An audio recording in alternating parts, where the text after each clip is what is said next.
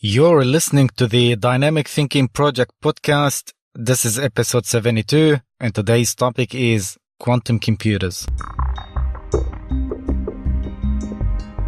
Hey everyone, Adam Muselli here. Welcome to the Dynamic Thinking Project podcast. If this is your first time listening, then thanks for coming. This podcast is released every Friday, and show notes are found at the website themindtechinstitute.com. It's all one word. Come back often and feel free to add this podcast to your favorite RSS feed or iTunes. You can also follow me on Twitter and Facebook. All links are in the show notes and website. And now, let's get started. Speaking of quantum computers and parallel universes, it is impossible not to mention Professor David Deutsch, who is considered to be the father of quantum computing. In 1997, he wrote in his book, The Fabric of Reality, page 136, quote, "Quantum computation, which is now in its early infancy, is a distinct further step in this progression. It will be the first technology that allows useful tasks to be performed in collaboration between parallel universes." End quote. In case you're wondering, he said that in 1997, then when was all that invented? Well, this episode will drive you insane. And let's get to that after we get the intro out of the way. If you're interested in learning and becoming a fully qualified hypnotherapist, neuro-linguistic programming, NLP practitioner, and master practitioner, a life coach or a counselor, now you can study all that online. All you have to do is visit mti.edu.au or themindtechinstitute.com, and you'll find all these courses along with many other courses once you click on the online courses tab. All our diplomas and advanced diplomas are accredited and recognized worldwide. And for more information, all can be found online, themindtechinstitute.com. Going back to quantum computers, the field of quantum computing was initiated by the work of Paul Benioff and Yuri Manin in 1980, as well as Richard Feynman in 1982 and David Deutsch in 1985, who I mentioned earlier. But quantum computing was actually mentioned as early as 1959 by Richard Feynman in his lecture, "There is Plenty of Room at the Bottom." He stated that the possibility of using quantum effects for computation. And who knows how early that thing goes. So in short, but I will get to the details a little bit later, quantum computing is computing using quantum mechanical phenomena such as superposition and entanglement. And just in case you're wondering what a quantum computer is, such a computer is different from binary digital electronic computers based on transistors, whereas common digital computing requires that the data to be encoded into binary digits or bits, each of which is always in one of two definite states, which is 0 or 1. Quantum computing uses quantum bits or qubits, which can be in superpositions of states. A quantum turning machine is a theoretical model of such a computer, and is also known as the universal quantum computer. Now, let me explain it in a simpler language. As you know, information from classic computers exists as bits in a state of either 0 or a 1. Quantum computers, however, rely on particles called quantum bits or qubits. These can hold a value of 0 or 1 or both values at the same time. So, if cracking a code on a classic computer may take you a few years, on a quantum computer, it may take you less than 1 second. Another good example let's consider your classical home computer goes in a direct line when you ask your computer to perform a task or to find you an answer for something. Your computer may go left to right, right to left, backward to forward, or whatever direction it needs to go to perform the task or get you the answer that you wanted or you asked it to do, but it always goes in a straight line, which is 0 or 1. Whereas quantum computers, a quantum computer doesn't travel only through direct lines to perform a task for you, which is 0 or 1. But a quantum computer travels also hyperdimensionally in all directions at the same time, and it keeps traveling within all those directions and hyperdimensions till it gets you the correct answer or get the task done. Or let's say it travels through time and space and possibly parallel universes to get the job done. That sounds cool, and now you might be thinking, well, I'm gonna buy me one of those quantum computers. Not likely, because, the price is one thing. The cheapest, I guess, is about $20 million. And the electricity bill is gonna get you broke because that thing requires lots of cooling. How much cooling? Well, just minus 273 degrees Celsius. That's minus 459 degrees Fahrenheit. The reason it requires such cooling is because subatomic particles must be as close as possible to a stationary state to be measured. The cores of D-Wave quantum computers operate at minus 273 degrees Celsius, or minus 460 degrees Fahrenheit, which is 0.02 degrees away from absolute zero.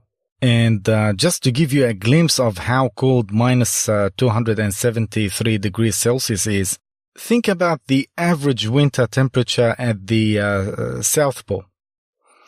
It's about minus 49 degrees Celsius, which is about 56 degrees Fahrenheit.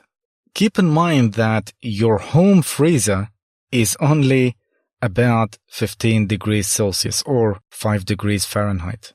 The world literally cannot be cold enough for those quantum computers. But there is a place can be close enough to that temperature, and that is space. Space temperature is minus 270 degrees Celsius, which is minus 454 degrees in Fahrenheit.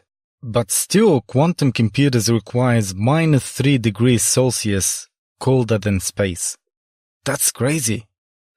However, the main reason you won't be buying any of those beasts isn't just because of the cooling required, but because, especially to play video games or use it for MS Paint, for example.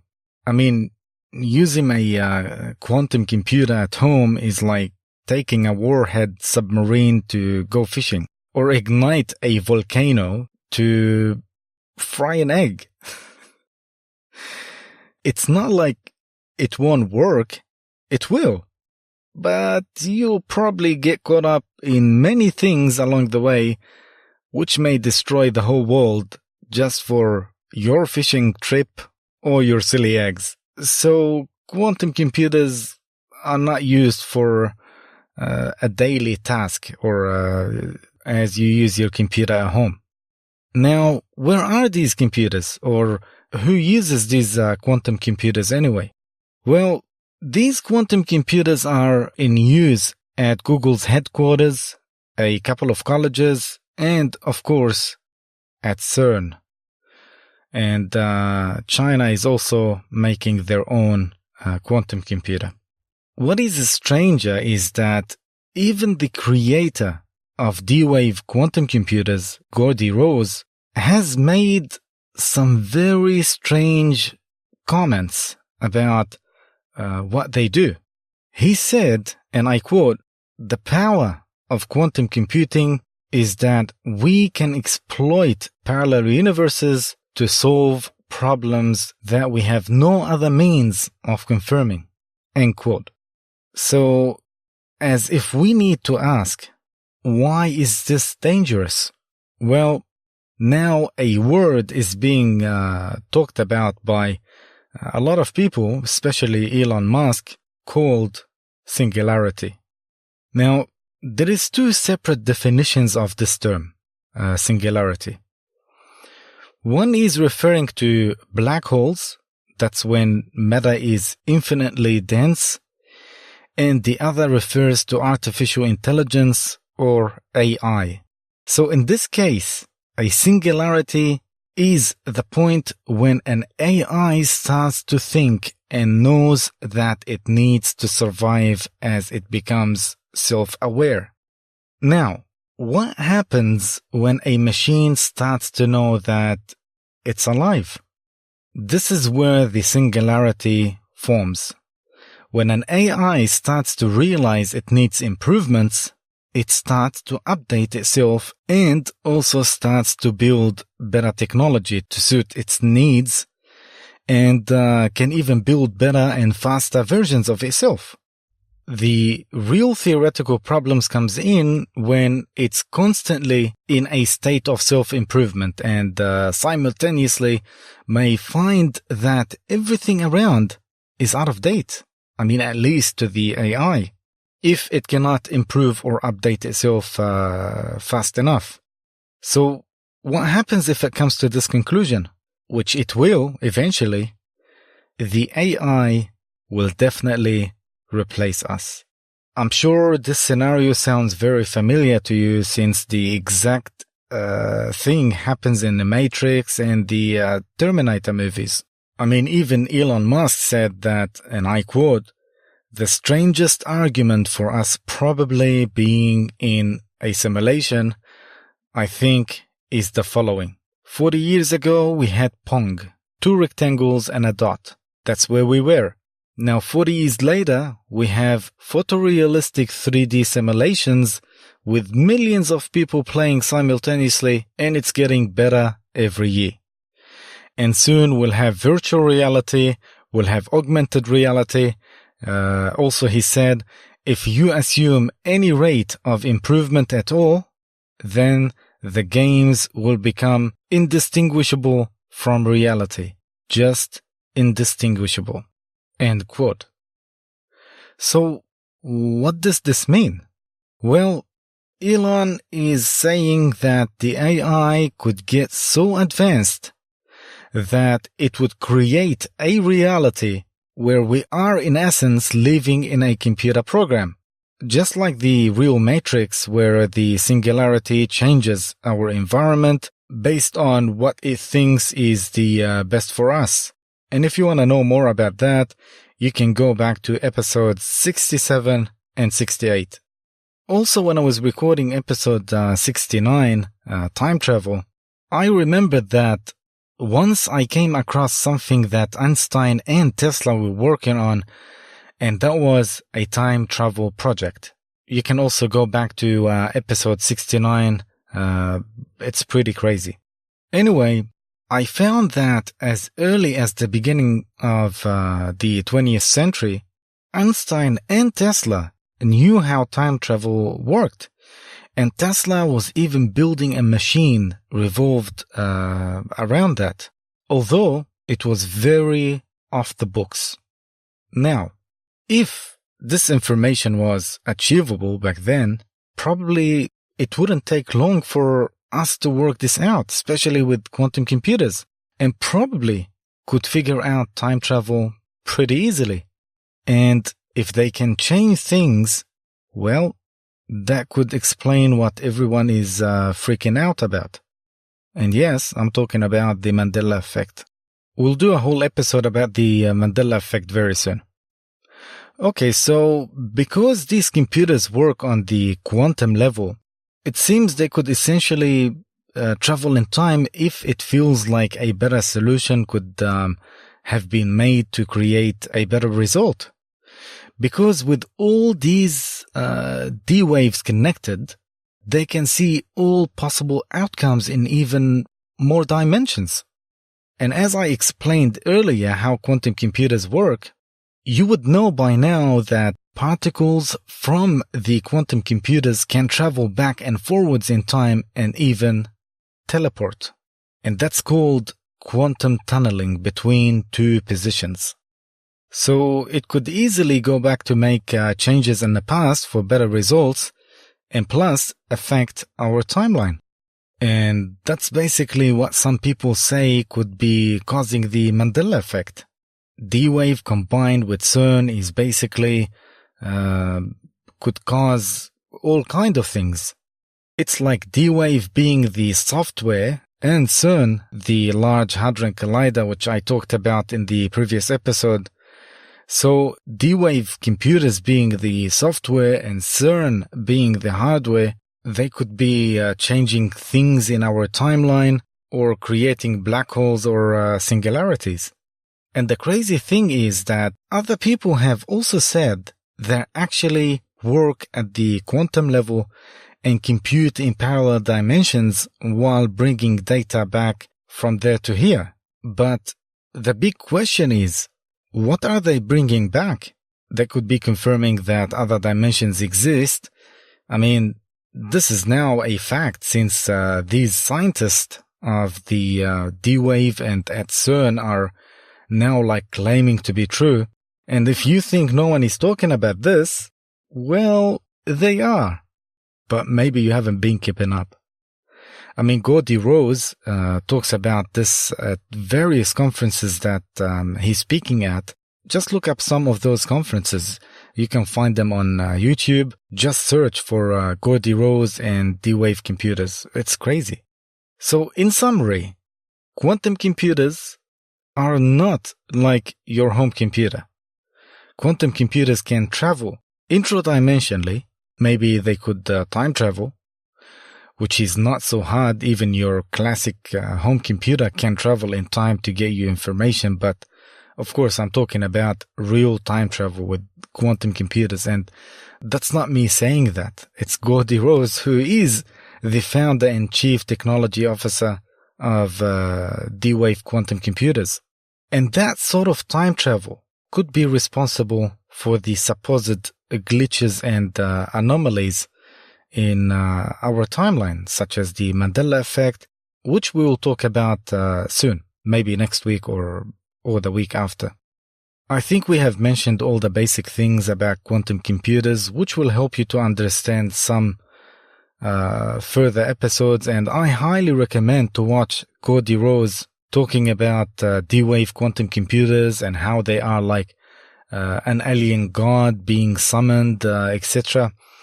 Very interesting stuff. So just look it up. You can find a lot of them on YouTube. So with that being said, and I think we can end it at this for now. And once again, if you would like to study and become a fully qualified hypnotherapist, neuro-linguistic programming NLP practitioner and master practitioner, a life coach or even a counselor, now you can study all that online. All you have to do now is just visit mti.edu.au or themindtechinstitute.com and you'll find all these courses along with many other courses once you click on the online courses tab. All our diplomas and advanced diplomas are accredited and recognized worldwide, and for more information all can be found online, themindtechinstitute.com. That's it for today. Thank you for listening. If you have any questions, as usual, you can email me. The email is on our website, themindtechinstitute.com. And don't forget to like, share, and subscribe, especially if you are listening to this podcast on YouTube. The Dynamic Thinking Project podcast is released every Friday. Until next time, take care and enjoy your weekend. This is Adam Muselli, signing out.